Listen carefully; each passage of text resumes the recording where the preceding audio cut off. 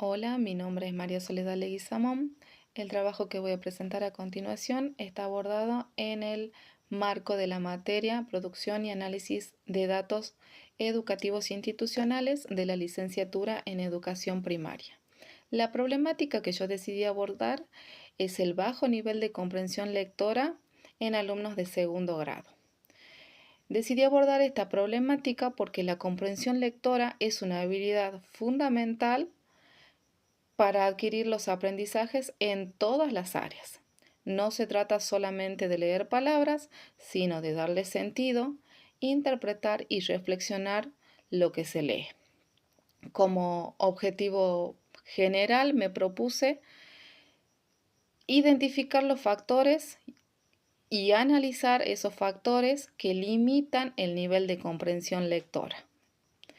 Y como objetivos específicos me propuse realizar encuestas a los niños y analizar la relación entre la comprensión lectora y algunos factores como el acompañamiento de las familias y los hábitos de lectura de los chicos, entre otros. El trabajo se realizó con una muestra de 50 alumnos de dos secciones de segundo grado, A y B. Las fuentes que utilicé para la recolección de datos fueron como fuente primaria, encuestas anónimas a los niños de segundo grado de ambas secciones y como fuentes secundarias, la observación de clases, también de ambos grados, y los registros de datos de números de las últimas evaluaciones trimestrales. ¿Sí? Elegí estos recursos, estas fuentes, porque me parecen que me dan datos, me entregaron datos contextualizados y reales acerca del proceso de enseñanza-aprendizaje de lo que es la lectura. A continuación les voy a mostrar en mi computadora los datos obtenidos a través de estas fuentes. Bueno, aquí como variable cualitativa ordinal se analizó los datos obtenidos de la encuesta, el nivel de interés en la lectura por parte de los niños. Acá tenemos las variables, los datos agrupados, calculé la frecuencia absoluta, la frecuencia relativa y el porcentaje. De acuerdo a estos datos, podemos ver que el valor de la variable con mayor frecuencia corresponde a que los niños están interesados. El 60% de los niños demuestra gran interés por la lectura, ¿sí? Mientras que el 32% se demuestra poco interesado y el 8% demuestra nada de interés por la lectura. Acá lo representé a través de un gráfico de torta en el que podemos ver claramente expresados los porcentajes, ¿sí? En este caso, en este análisis, podemos decir que la moda, que es el valor que más se repite y el de mayor frecuencia absoluta, es la variable interesados con 30 alumnos que tienen interés en la lectura, que demuestran ese interés. Como variable cualitativa nominal analizamos los textos que les gustan a los niños. Acá tenemos las variables. Acá tenemos los datos agrupados obtenidos de las encuestas. Calculamos la frecuencia absoluta, la frecuencia relativa y el porcentaje.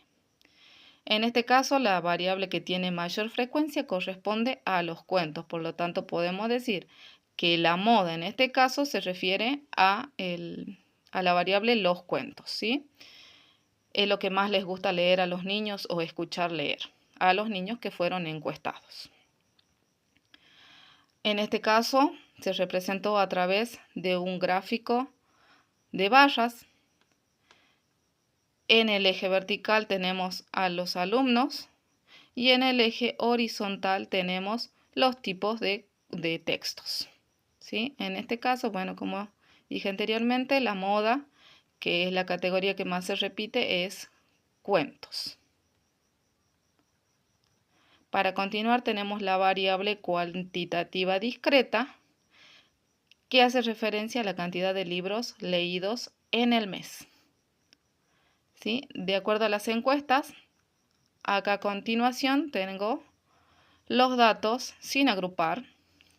Y acá en el cuadro, en la tabla, tengo acá los datos ya agrupados.